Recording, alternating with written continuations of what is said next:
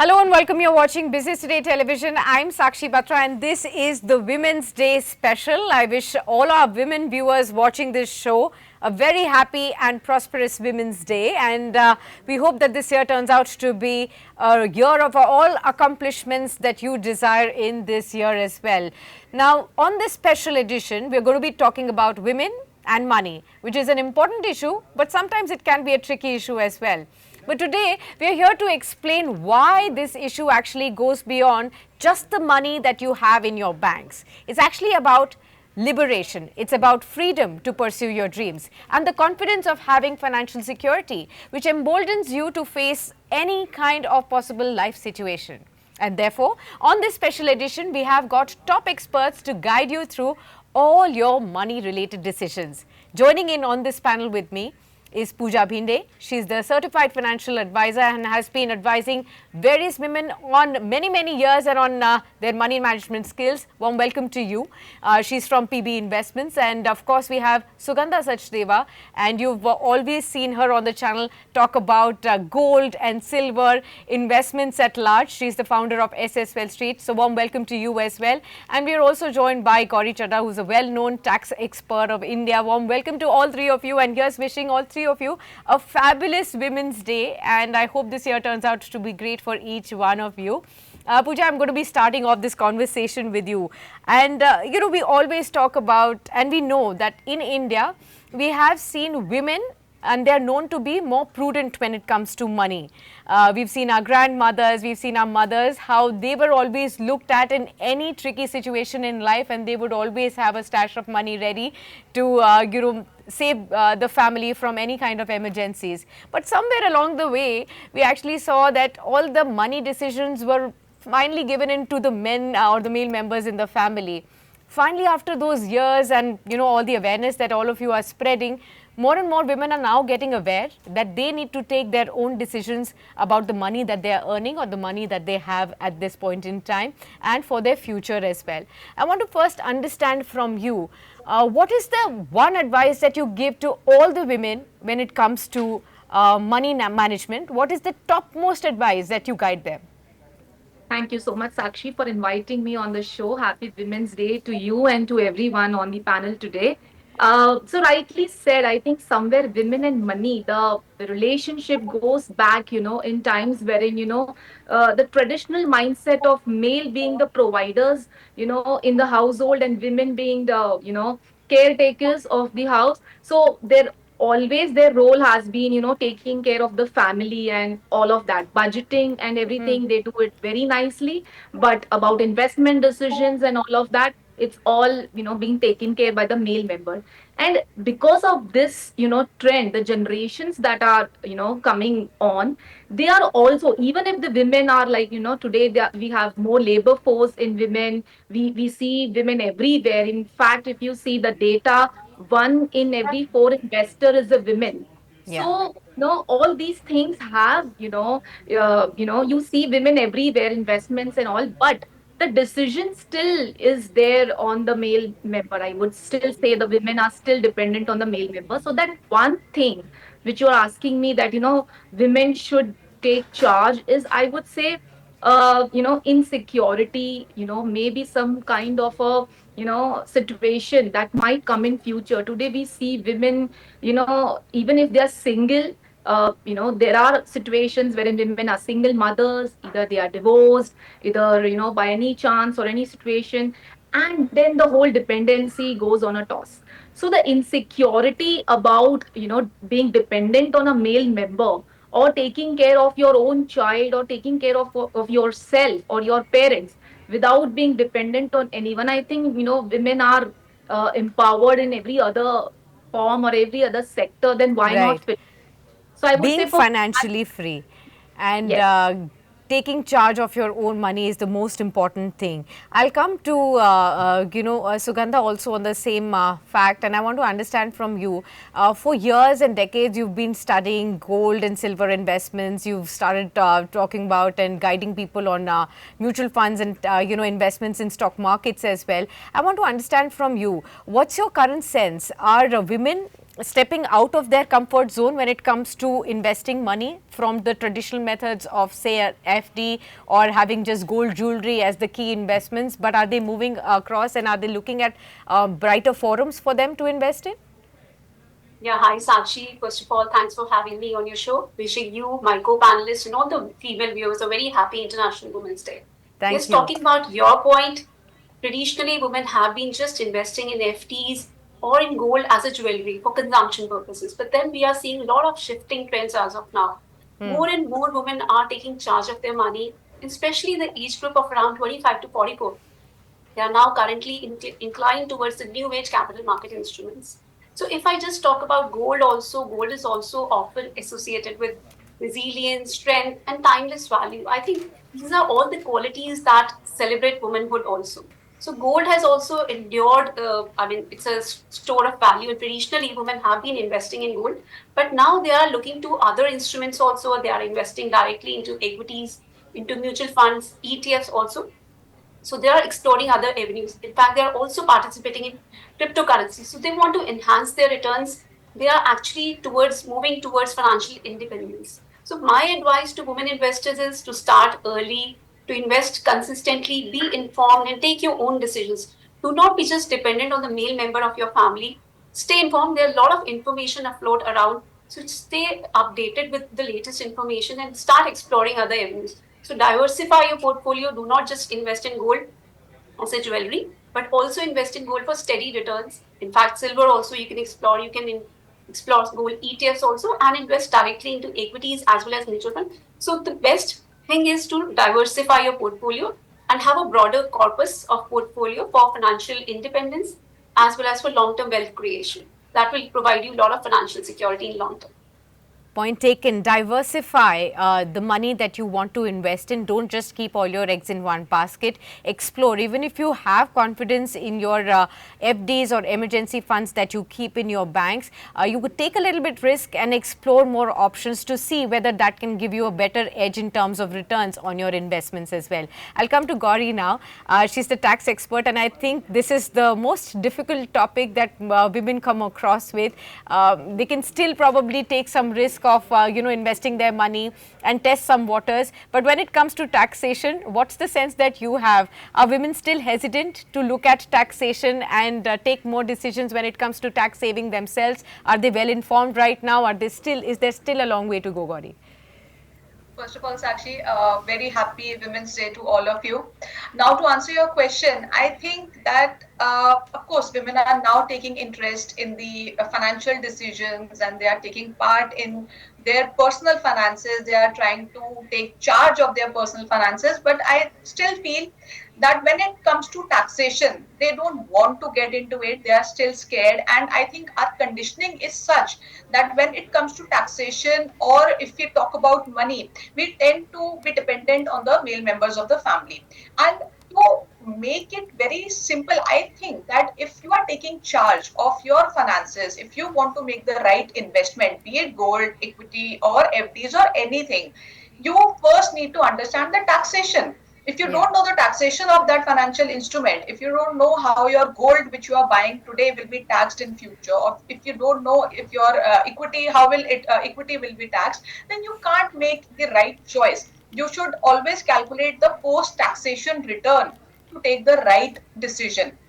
Apart from that, I think you should know how to plan your taxes. While filing your ITRs, I think you should take interest. You should see where you are able to save tax. Now there are two regimes: old regime, new regime.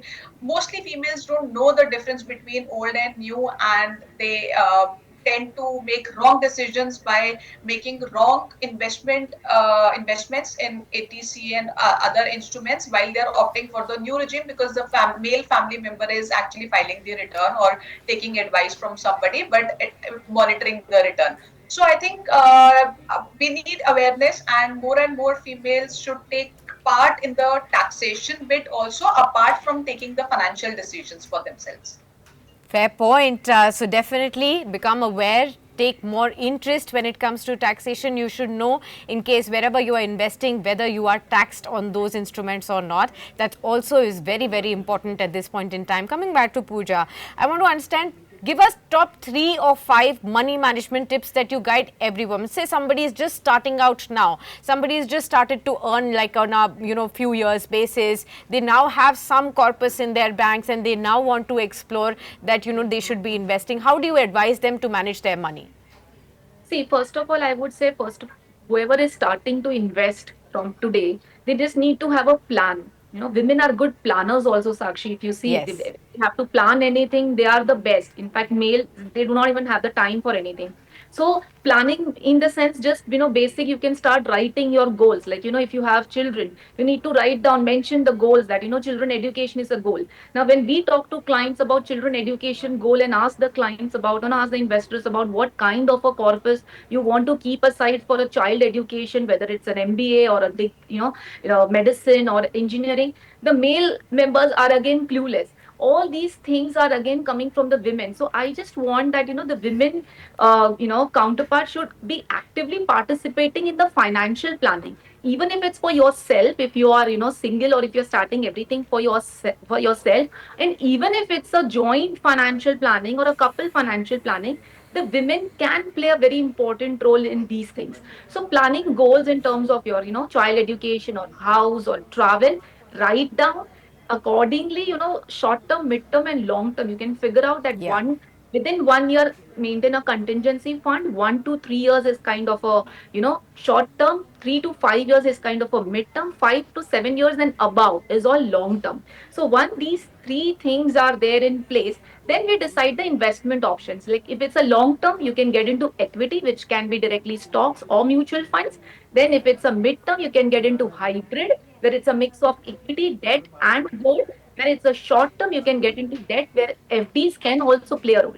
So you need to figure Okay. out that, as we discussed, don't put everything in one basket. Don't put everything in FDs. You need to diversify your portfolio. So this could be the second thing. And third, I would say an important thing is also take care of the insurances. If you are earning, or Yeah. if you're single and if you have a dependent child, you should have a term cover for yourself so that your investments are not hampered, and a health insurance, because we all know that women are prone to certain, diseases, and because of the hypertension and all this at a coming age, at a, a probable age, we are prone to such things. So you need to have a good health insurance coverage also for yourself. Yeah.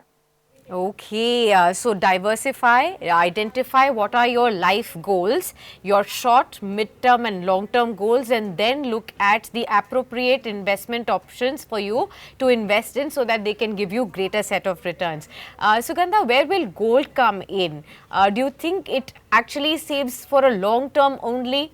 A lot of us women, we buy gold jewelry thinking that this will actually come in handy in case of emergencies. But is gold jewelry or physical gold truly an investment option, or should we only look at, say, digital options that are there, something like a sovereign gold bond that existed, ETF, or maybe digital gold, gold mutual funds?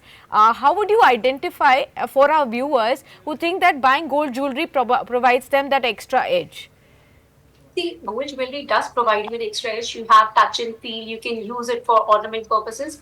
Besides that, it also provides investment perspective also. So gold prices have been soaring higher, and gold has kind of endured its appeal as a store of value since centuries. So yes, it also serves the purpose of investment. But then if you are a new age investor, I think looking at gold ETFs, digital gold, or gold funds is a better option, because you are safe from the hassle of storing gold, the purity concerns, and making charges, all of that.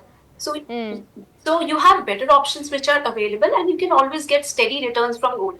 So gold is not for wealth creation. So you have to understand this perspective. Gold is always an asset which provides a hedge to your portfolio. In fact, it mitigates risk. It's act as a shield against any economic uncertainty or any geopolitical Okay. uncertainty. But for wealth creation, one should certainly look at mutual funds, real estate, or direct equities. These are the investment options for wealth creation. But yes, for shielding your portfolio, one should certainly offer gold and add certain part of your portfolio towards gold.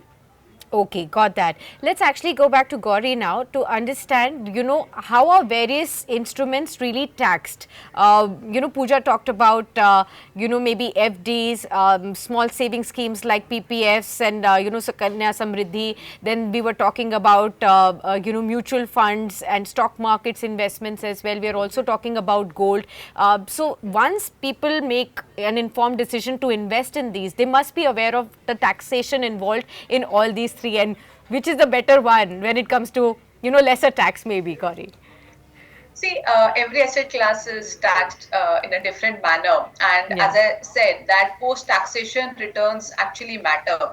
So, if we talk about FDs are taxed at your slab rate. So, if you are calling the highest slab rate, then your FDs are also taxed at highest slab rate, which is 30% plus Okay. education cess. Now, if we talk about schemes like PPF and Samriddhi Sukanya Yojana, those are all small saving schemes where the category is triple E, exempt, exempt, exempt. So, in most of such schemes, the profits are not taxed. The interest amount which you are getting are not taxed. But then we have to see that they are not for wealth creation. They just manage to beat the inflation somehow. For wealth creation, if we are looking at mutual funds or direct equity, and if we are looking at equity mutual funds or direct stocks, then now, as on date, the tax rate is 12.5%, which I believe is lowest amongst all the asset classes, because the equities are giving a lot of return as well. And earlier the rate was just 10%, and I expect in coming years we might go back to the original rate. So Okay. as far as gold is concerned, now gold is has become little complicated after the last full budget of this government, where the holding period was changed to 2 years. And so before 23rd July, gold was taxed separately, and after 23rd July, gold is taxed in a different manner, which is basically 12.5% if you are holding for more than 24 years without 24 24 months months. Yeah. without 24 months without indexation. So now, after removing indexation, I think gold has become maybe less lucrative, but still, I still believe that gold is a must in your portfolio. So, post-tax returns in gold will also be good, I guess. Okay. Well, let's go to the gold expert then. Sugandha, okay, tell us, how does one really ensure that one has the best of both worlds? Gold for our personal usage in terms of jewelry and gold for investments. How does one decide how much money goes where as a, woman investor? So jewelry is obviously your preference and your usages, your needs. But then when it comes to the investment perspective, I think every portfolio should have at least 10 to 15% of allocation towards gold, Okay. because it will protect your portfolio against any inflation risk, any currency debasement, or any geopolitical or economic uncertainty. So it will enhance your returns. We are seeing the current trends also in market, where we have seen a sharp crack in domestic equities, but then gold is soaring to new highs every Yeah. now and then. In fact, since 2016 onwards, gold has been in a persistent uptrend, and we have seen gold prices soaring to new record highs this year also. In fact, this year also, gold is up by around 11% after recording returns of around 21%. So it's kind of shielding your portfolio, but yes, one should balance your portfolio with allocation towards equities, mutual funds. So it all depends on your risk horizon, sorry, your risk appetite, your investment horizon. So all these factors will certainly come into play. But yes, as a thumb rule, 10 to 15% of allocation should go towards gold, and it could be in new age instruments or in physical gold as well. So my preference is gold ETFs, which provide you a lot of liquidity, flexibility, and it's an electronic form of holding gold. So you get exposure to gold without physically owning it. Okay, I'll go back to Gauri before coming to Pooja on gold as well, because we're talking about this. And Gauri, I wanted to understand from you, a lot of us really get a lot of gold presents across the year. I mean, there are so many occasions. Women's Day is here, and a lot of us will be getting gold as presents too. There are marriages that happen. We get inherited gold also, which gets passed on from generations as well. Just wanted to get that point also across in terms of taxation. What should one be aware of there? Okay, so Sakshi, you have mentioned three instances. So I'll begin with gold, which you are getting normally over the years. Like I believe you are getting gold on Women's Day as well.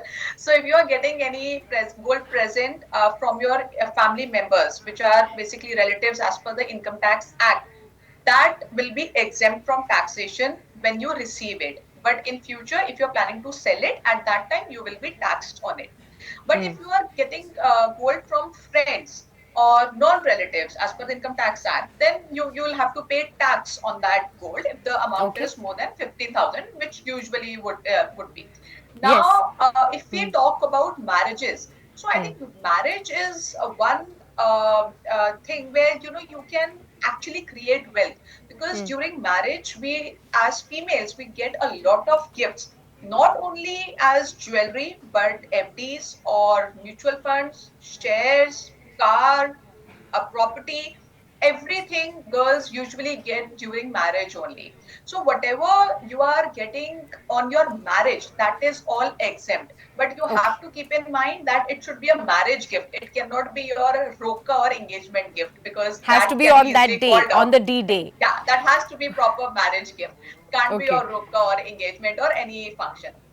So that Okay, is I all think so. exempt. That's a good And tip, Gauri, for everyone who is listening. All the women, you can actually ask your family members to accumulate everything and give you everything once and for all on the marriage day, because then you save a lot of taxes there. Because rather than spreading exactly. across, and then you can keep using them every occasion, right there. Yes, Gauri, you were making But a point. the same goes for inheritance. So if you are Okay. inheriting any property or gold or anything, that is all exempt when you do so. But when you plan to sell it, say suppose today Yeah, I'm getting that's an something important point. out of inheritance or out of my marriage gift, like marriage property, marriage gift. Then after that, if I sell it after 5 years, at that time I'll have to pay tax on the original amount, on Okay. the cost of acquisition, which was basically paid by probably my father or grandfather or anybody. So that is Okay. how it is taxed. But I believe that marriage is a great way to build wealth. That is a once in a lifetime day where you can actually build your wealth. So whenever somebody is planning to get married, they should actually not only look at planning the marriage functions, but also plan to look into the financial aspects of it. That's a wonderful tip. All those women who are planning to get married in this year or the coming years, this is something which you all have to definitely keep in mind. Coming back to Pooja Rao, Pooja, we were discussing about options apart from gold and FDs and the small saving schemes, where maximum of the women, which are largely risk averse, put their money. But what if they want to really explore? You're saying that mutual funds is a great option that one should definitely look at. Nowadays, we have this 250 rupees SIP also that has started. So any and every woman would definitely have that 250 rupees every month that they can continue to invest in. We did a separate video where on our channel where we explained the calculation as well, that even if you invest as little as 250 rupees a month, in the long term, after 30 years, you have 17 lakh rupees by just saving a tiny amount. So if you can, of course, invest in more money, the returns will be far more greater. But mutual funds, how does one get started? I think the problem happens there, that I don't know. There are a plethora, some 5,000 funds. I don't know how to go about it. How do I choose the company? And I really find in my conversation with people, they actually attach more importance to the company, which is also important. They attach it more importance to, say, whether I'm going for a Kotak fund or I'm going for an HDFC fund or I'm going for an SBI fund. So they don't understand the second part is more important, which are the schemes that you are actually investing in. So if you could just guide us better, what is the right way of approaching mutual funds if somebody is doing that for the first time? That's a very nice question, Sakshi, actually, because of the number of schemes available and so much of confusion. So let us go step by step. First of all, like as you said, if we want to invest in mutual funds, equity as an asset class, as I assume that it's for a long term, so 5, 7 years and above, we choose equity because as we are also discussing about the taxation and the post tax returns and all, we see that equity has been always a better investment options in post tax returns if we see. So equity, if you're picking up a stock, if you have proper knowledge, you can go ahead. But Why mutual funds? Because most of us, they was just want to sit back, start investment, as you said, every month, even if a 250 rupees you can start your investment with, then mutual funds is a good option. Okay. Now, because of this 250 rupees SIP, we see many house help also have approached to start investments rather than putting in post office. So because 250 rupees SIP was introduced by SBI, and it was a particular fund which was a hybrid fund wherein it's a mix of equity and debt, it's kind of a conservative and still a safe option than 100% equity. So there was a no brainer in that. So whoever wants to start with a 250 SIP, with a, somebody who is a, who is a house help, or he's coming from a lower income group and just wants to start, just opened a bank account, maybe a Jandan account, and wants to begin, definitely this fund is a no brainer. Now coming back to others, like who wants to start, equity is selected depending on the diversification of your asset class. Now SIPs, because there are so many companies, you have to have a diversification across market caps. So there are market caps like large caps, mid caps, small caps. These are three major caps, and then there are flexi caps and multi caps, and all these different funds here. So according to us, it has to be a mix of around 4 to 5 funds in your portfolio, and all market caps included. So you include one large cap, whether active or passive. I'm using both. Somebody wants to get into an index fund or have a passive strategy, don't want to have an active one, you can also choose passive in all of these caps, like large caps, mid caps, small caps.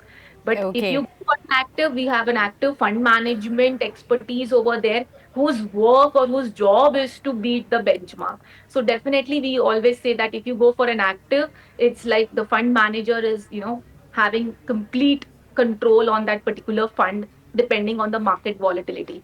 So large cap, include one large cap in your portfolio. You can have a mid cap fund. Small cap, ladies, I would say if you don't have any knowledge about equity or no mutual fund, or you're a first time investor, stay away for a while. You can have a multi cap wherein there is a mix of large cap, mid cap, and small cap, minimum 25%.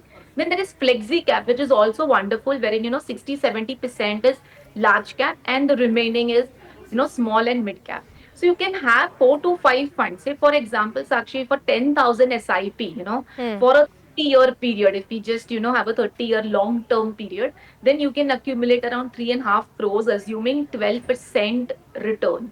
But here there is one more thing I would like to say. You always, should put a step up option in SIPs. Initially, Yeah. we start SIP, but then we forget it. We never look back that, okay, the investment is done, what next? So since every year there should be some top up, if you put a 10% step up also in this particular SIP, the 3.5 crore will become 8.5 crores. So that Wow. is the wonder that we see, the power of compounding in a step up option in a long term period. So a 10,000 SIP also is an amount, if you decide, divided into 4 schemes: a large cap, mid cap, flexi cap, and a multi cap. I have given few scheme names. You can divide it amongst all these sectors. Don't put everything in small caps. Actually, if you see these days, last Yeah. 6 to 1 year, we've seen sectoral funds or a small cap has given 40% return, then everybody is shifting to that. Shifting to But that. we are talking only about women, and I know most of us are a little conservative and we don't have that aggressive attitude of earning more returns. We go back, understand the risk, have that kind of a patience during market Sure. volatility. You can make this point that during such market volatility, these are the men who get more panic, and we get called men investors. But the women investors are really very patient, and they Yeah. are actually, they have this in mind that, okay, it's a long term investment. I have my So contingency. they're Uh, not worried too much. Got Everything that. is perfect, so I don't need to worry much. Yeah. Absolutely. So I hope that all our viewers have actually taken those points down, how to identify and go about mutual fund investments. I hope this has really simplified. So thanks, Pooja, for really breaking this down to the T for all our viewers. Sugandha, we've been discussing about gold, but does silver somehow look more attractive than gold as an investment opportunity? That's how we have been really listening to all the conversations. Why is it that silver is now getting more preference over gold as an investment option? And what's your outlook on both gold and silver? See, my outlook is constructive on both gold and silver because we are seeing a lot of geopolitical uncertainty, the trade conflicts between US and its major trading partners. So this Yes. is leading to a lot of concerns about US economic growth as well as global growth. So this is likely to provide a lot of demand for gold going forward also. So we are seeing a lot of investors seeking protection in gold. So gold is definitely a part of portfolio because it will going to provide you steady returns. But yes, if you want higher returns and you can digest slightly higher volatility, silver can also be looked upon because silver market is in a deficit for fifth consecutive year. This is the expectation for 2025. And overall, the demand for silver in industrial applications has been on a rise. So if you see 5G technologies, the solar panels, the demand for silver has been increasing significantly. Besides this, demand for silver from China is also likely to surge this year because China has been coming out with various stimulus measures to boost demand for base metals as well as to revive its economy. So this is likely to favor the outlook for silver going forward. Even though gold has outperformed silver in recent times, but then I feel silver is likely to outperform gold in 2025. We are seeing a lot of demand coming in from China as well as globally also. So overall, in terms of the levels, I see once the level of $32 per ounce is breached, we are likely to see silver heading higher towards $37 per ounce, and then eventually $42 per ounce is also the level that we can look for this year. In terms of the domestic market, once we see a surpass of around 97,000 mark, we are likely to see 1,10,000 mark initially, and then 1,25,000 as well. For gold also, Okay. we have a constructive outlook, though gold looks slightly stretched and there can be some corrective waves also in the third quarter. We are foreseeing that. So yes, one can certainly look at gold currently in the short term, but then if you want to invest for a long-term perspective, wait for some declines. I see gold prices heading lower also during the third quarter of this year towards level of around 79,000 levels as well. So you can stagger your purchases at different levels. So 79,000 mark is a good level to accumulate gold for a long-term perspective. For Okay. next year, we are looking at levels of around 1 lakh as well for gold. This year, Wow. I'm not eyeing levels beyond 89,000 mark. But Hmm. yes, for 1 year perspective, 1 lakh mark is also a possibility for gold. Okay, start staggering your investments in gold and silver. The outlook is constructive on both of them.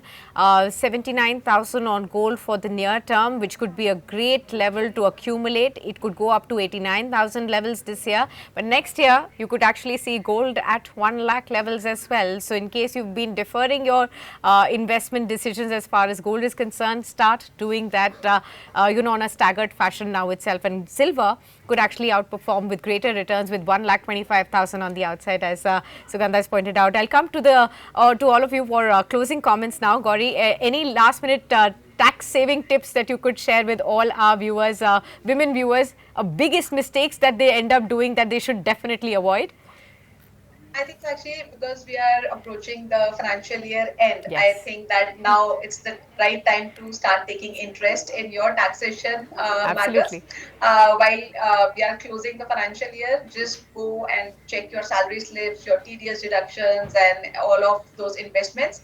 Once you get your Form 16, try to read that, try to understand that, and when we'll start filing the returns in this year, June, July, then I think they should try to understand what taxation looks like, which taxation regime is better for them, and gradually they can take the charge of their taxation matter. Okay, got that. Pooja, if you have to invest on Women's Day, what is it that you're going to be investing in?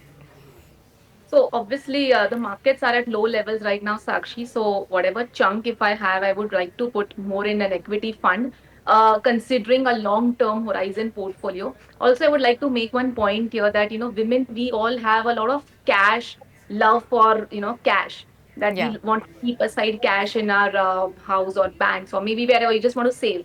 So I just wanted to say that since you're talking about taxation and all, anything and everything below 7% is a loss, because if your money is not making 7%, which is at par inflation, and if I would say post tax, then more than that, then everything that is there is all making loss because your cash is not making any money. And also in True. terms of gold, as we have Sugandha ma'am saying, a lot of investment horizons, I would say women are so inclined towards gold jewelry, and they think that that is also my investment. So that's a myth. It's not an investment. If you need a goal, or if you want to if you want some money, you are not going to sell everything overnight. So considering gold as an investment option, cash to put towards, lucrative options. You need to have all things settled, and don't get lured by the offers and cash discounts. Women are also Yeah. good shoppers. They can't resist shopping. So during this all these True. times, we need to control of the cash discounts and offers, even if we don't need it. So I think expense management is something we need to work on. Rest all is fine, but we need to work on a little bit of expense management also. That's a very important tip. Impulse spending is something that we have to control ourselves with all every day. On social media, sales of 80% and more staring at our faces. We are lured to buy each and everything and hoarding a lot of stuff, and yet say we don't have anything. So that's the tendency that we have. So we'll keep a little check on that, but keep that more money probably shifting towards more saving options and investing options, and that might actually end up buying more stuff for a later time as well. Sugandha, coming to you for the closing comments there. How are you really advising women who come to you, and at this point in time, what is the best way to handle money at this point? I think the first important thing is to set your financial goals, the short term, long term. Pooja has already elaborated on that. But Sure. then, apart from that, take financial decisions for yourself as well as your family. So, that is Yes. the second important thing. And start early and be very consistent, and also try to understand a bit of the market cycles. Not every asset will perform at all the times. So, you can see gold maybe performing at this point of time, but then next year maybe it's not performing. So be very consistent and do not invest all your money in any asset when it's at its top. Rather invest when it's at its lows. So like you see in equities, we are seeing a lot of people, they are stopping their SIPs. Yes. Then Yes. when the market are at lows, this is the right time to rather invest. If you have to stop your SIPs, do that at higher levels, not at these lowest levels.